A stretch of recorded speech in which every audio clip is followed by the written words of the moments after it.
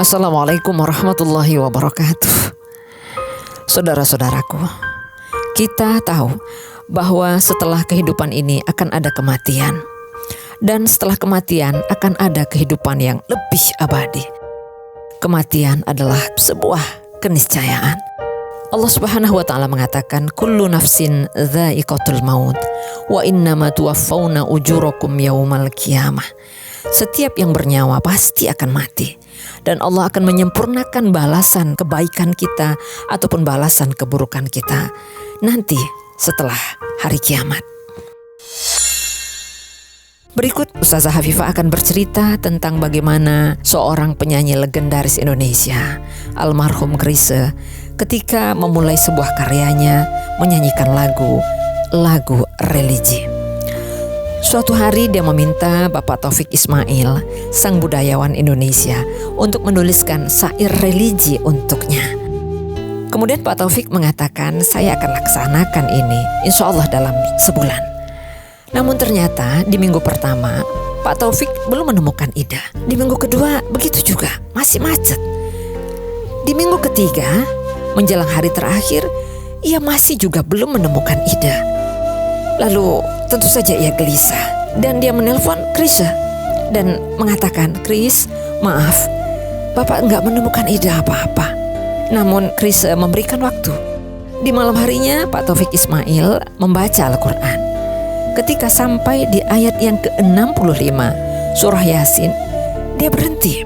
Makna ayat ini tentang hari pengadilan akhir ini bagi Pak Taufik sangat luar biasa. Dan ia segera memindahkan pesan-pesan ayat tersebut ke dalam lirik-lirik lagu yang ia tulis pada malam itu juga. Ketika pita rekaman ini sudah ada di tangan Chrisye, terjadilah hal yang tidak biasa.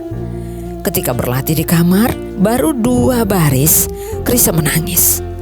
Lalu ia mencoba lagi mengulang lirik lagu itu. Lalu ia menangis lagi. Dan itu terjadi berkali-kali. Menurut Chrisye, lirik yang dibuat Pak Taufik kali ini adalah lirik yang paling dahsyat sepanjang karirnya. Ada kekuatan misterius yang mencekam dan menggetarkan. Setiap menyanyi 2 baris, air matanya sudah membanjir. Yanti, istri Chrisye, sampai shock melihat hal yang tidak biasa tersebut. Memang lirik lagu tersebut begitu merasuk kalbu dan menghadapkan kenyataan betapa manusia tidak berdaya ketika hari akhir tiba. Sepanjang malam Chrisye gelisah, lalu diteleponnya Pak Ismail dan diceritakannya kegelisahannya. Pak Taufik mengatakan bahwa lirik lagu tersebut diilhami dari surah Yasin ayat yang ke-65. Disarankannya agar Chrisye tetap tenang. Di studio rekaman, apa yang terjadi pada malam itu terjadi lagi. Chrisye mencoba, tetapi baru 2 baris ia menangis. Dan itu berulang kali, sehingga Erwin Gutawa bingung dan menunggu sampai gelisah. Yanti, istri Chrisye, lalu sholat khusus untuk mendoakan hal ini agar Chrisye berhasil menyanyikan lagu ini sampai selesai. Rekaman itu sekali jadi, tidak diulang, karena Chrisye tak sanggup menyanyikannya lagi. Apa yang diambil dari Al-Quran surah Yasin ayat yang ke-65 ini? A'udzubillahi minasyaitonirrajim.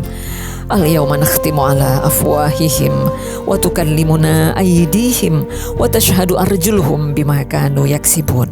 Pada hari ini kami tutup mulut mereka dan berkatalah kepada kami tangan mereka, dan memberi kesaksianlah kaki mereka terhadap apa yang dahulu mereka usahakan.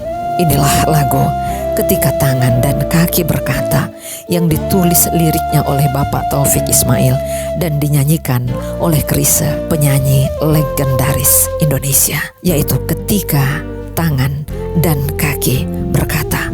Mudah-mudahan kita bisa mengambil ibrah dari lagu ini. Akan datang hari mulut dikunci, kata tak ada lagi. Akan tiba masa